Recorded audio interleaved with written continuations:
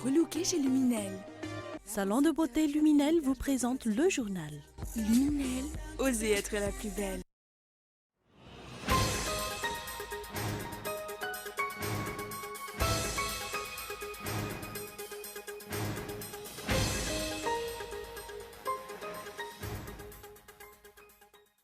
Les magistrats membres du SMM, syndicat des magistrats de Madagascar, observeront une grève le jeudi 8 et le vendredi 9 juin. Les greffiers également manifesteront ce jeudi pour cause leurs revendications ne sont pas jusqu'ici prises en compte.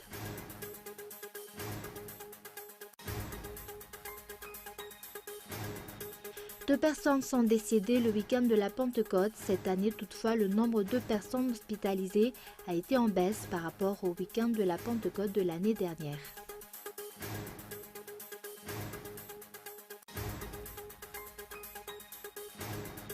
Attentat de Londres, le pays se fige en hommage. Le troisième assaillant a été identifié. L'enquête se poursuit.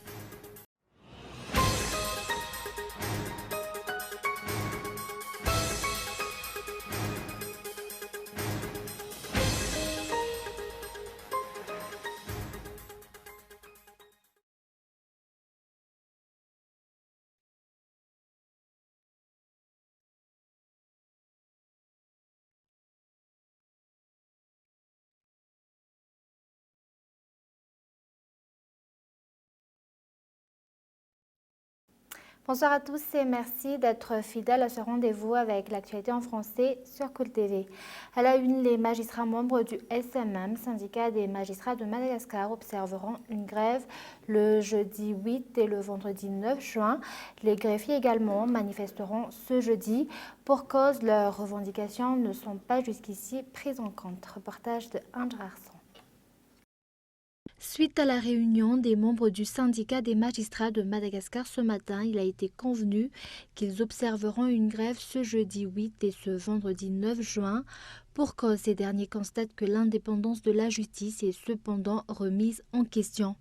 Plusieurs cas en sont les preuves, ont-ils ajouté, l'affaire Claudine Razay Mamoun et du sénateur Rinandje Mandavi, l'affaire du greffier à Manakar avec un pistolet à la main et n'a pas accepté le verdict de la justice, l'affaire de l'opérateur économique à Tuomas et dernièrement l'affaire du maire d'Andjouk dans le district d'Apani où un sénateur a fait pression pour le faire sortir de prison.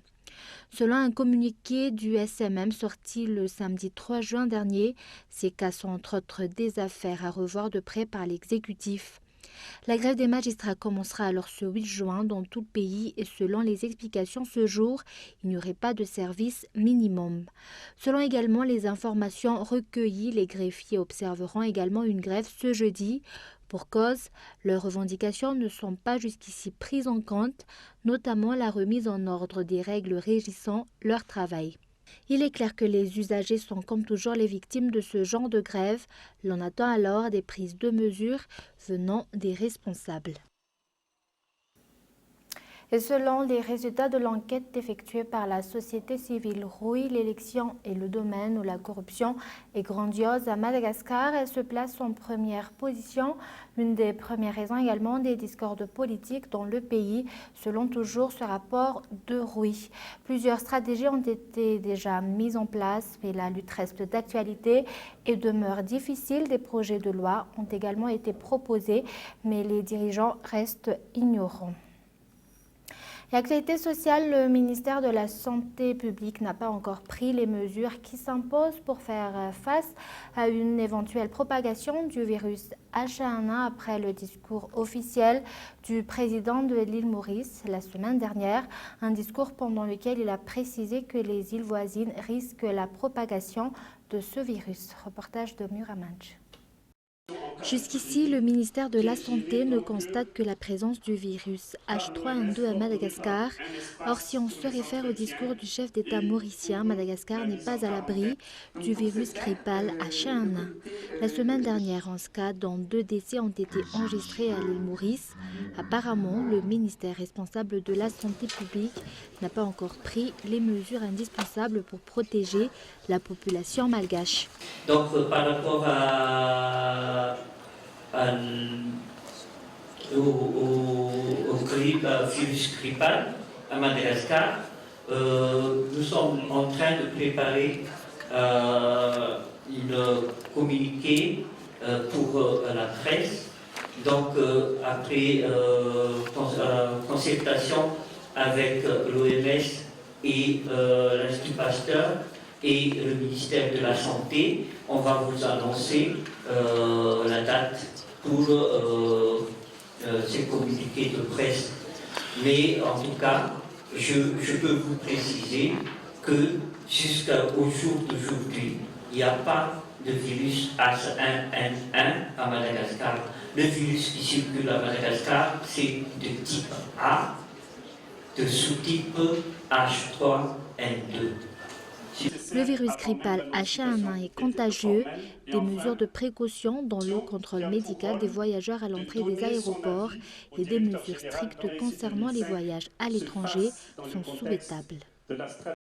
Et comme nous l'avons annoncé dans les titres, 2 personnes sont décédées le week-end de la Pentecôte. Cette année, toutefois, le nombre de personnes hospitalisées a été en baisse. Reportage. 2 personnes ont perdu la vie durant le week-end de la Pentecôte, selon le bilan de l'hôpital Joseph Ravouang Andjanaval, à Chiera, un peu flou, alors que l'an dernier, aucun décès n'a été enregistré. Cet hôpital enregistre par ailleurs un nombre de victimes d'accidents de la circulation plus élevé que celui de l'année dernière. On dénombre ainsi 84 victimes de la route contre 62 en 2016.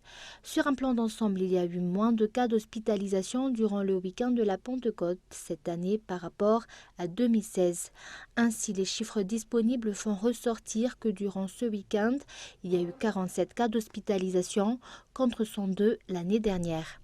L'hôpital Joseph Ravouang Andjanaval a procédé à 236 consultations durant ces 3 jours contre 260 lors du week-end de la Pentecôte en 2016.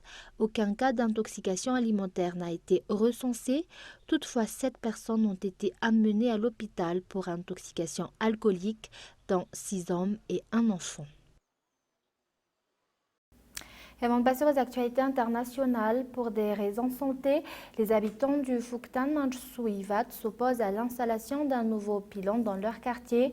Et par ailleurs, les autorités n'ont pas demandé l'avis des riverains avant l'installation. Reportage. Une centaine d'habitants d'Andapanan à Manchsuivat refusent l'installation d'un pylône dans leur quartier. Selon ces riverains, ils n'ont pas été consultés avant cette décision. On a installé le pylône, je dis pylône mais pas mat, parce qu'après on va installer tous les appareils sur ce mat. Donc les Fokonul, c'est-à-dire les habitants du quartier, ils n'acceptent pas qu'on installe ça dans le quartier. Pourquoi? Parce qu'il y a un danger pour la santé. C'est comme ça, donc nous n'acceptons pas jusqu'à la fin. Pour des raisons de santé, ces habitants refusent ce projet. La mise en place de ce pylône aurait été autorisée par la commune Ivat. Les autorités de la commune n'étaient pas présentes lors du passage des journalistes. Et place aux actualités internationales, l'attentat de Londres, le pays se fiche en hommage. Le 3e assaillant a été identifié et l'enquête se poursuit. Reportage de France 24. D'abord annoncé par la presse et les médias italiens, ensuite confirmé par Scotland Yard. Donc ce 3e assaillant, ce 3e homme s'appelle Youssef Zagba, c'est un Italien d'origine marocaine. Nous avions déjà appris l'identité des 2 autres assaillants, des 2 autres terroristes hier soir. Khurram Butt, 27 ans, d'origine pakistanaise, ressortissant britannique, et effectivement aussi Rachid Redouane, âgé de 30 ans. Qui lui avait aussi un autre nom, Rachid Elkdar. Alors, ce qui est intéressant et vraiment à remarquer, c'est que Khurram Butt, l'homme âgé de 27 ans d'origine pakistanaise, lui était connu des services de renseignement ici, de la police. Pourquoi? Eh bien, parce que notamment, il avait participé à une émission l'année dernière de la chaîne britannique Channel 4, dont le titre était à peu près « Les djihadistes, mes voisins ». Voilà, donc ces opinions extrémistes étaient connues et pourtant l'évaluation qui avait été faite par les services de renseignement et la police, c'était qu'il n'était pas dangereux. Il n'était donc pas une priorité. Et ce qui est intéressant, c'est que l'identité de ce troisième homme, donc Youssef Zagba, selon les autorités italiennes, non confirmées par la police britannique, ces autorités italiennes auraient alerté les services de renseignement britanniques à propos de cet homme en disant qu'il avait essayé de quitter le territoire italien pour aller en Syrie en 2016.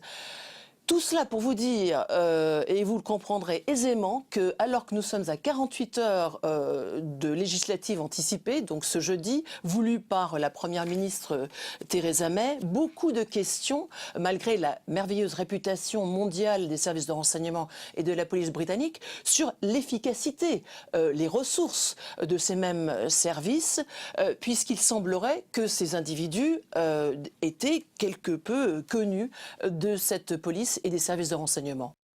Et jeudi, les Britanniques se rendront aux urnes pour les législatives, des élections qui devront jusqu'ici être une simple formalité. Reportage. La première ministre britannique sous le feu des critiques. En cause, son bilan lorsqu'elle était ministre de l'Intérieur, un poste qu'elle a occupé durant 6 ans lors des 2 mandats successifs de David Cameron. C'est d'ailleurs à ce poste qui a fait décoller sa carrière que Theresa May s'est forgé sa réputation de nouvelle Margaret Thatcher, en adoptant notamment une ligne très ferme en matière de sécurité et de lutte contre le terrorisme. Mais alors que le gouvernement Cameron était en pleine cure d'austérité, Theresa May a réduit de près de 20 000 le nombre de policiers en 6 ans. Une décision qui lui est aujourd'hui reprochée par l'opposition, qui appelle à sa démission. Les coupes budgétaires qu'elle a fait dans les effectifs de la police lorsqu'elle était ministre de l'Intérieur sont atterrantes et il faut que ça change. Nous demandons la restauration du nombre de policiers et nous appelons à ce qu'elle démissionne. Depuis, la première ministre s'est défendue. Elle a selon elle respecté le budget alloué à l'antiterrorisme et assure que les forces de police ont les moyens de remplir leur mission. Ce que nous avons fait partout dans le Royaume-Uni, c'est de protéger la police antiterroriste. De plus, on s'est assuré que la police ait les pouvoirs nécessaires pour faire face aux terroristes.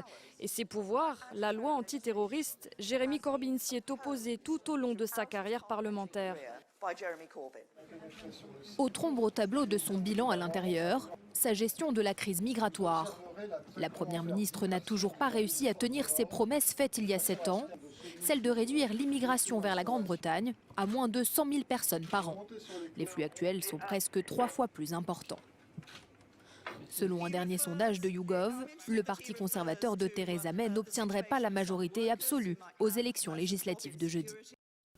Et avant de se quitter, je vous rappelle les grands points de ce journal. Les magistrats membres du SMM, syndicat des magistrats de Madagascar, observeront une grève ce jeudi. Les greffiers également manifesteront ce jeudi pour cause leurs revendications ne sont pas jusqu'ici prises en compte. Et 2 personnes ont été décédées le week-end de la Pentecôte cette année. Toutefois, le nombre de personnes hospitalisées a été en baisse par rapport au week-end de la Pentecôte de l'année dernière. Et enfin, l'attentat de Londres, le pays se fiche en hommage. Le 3e assaillant a été identifié et l'enquête se poursuit. Voilà, c'est la fin de ce journal. Merci de votre fidélité. Au revoir et bonne soirée à tous.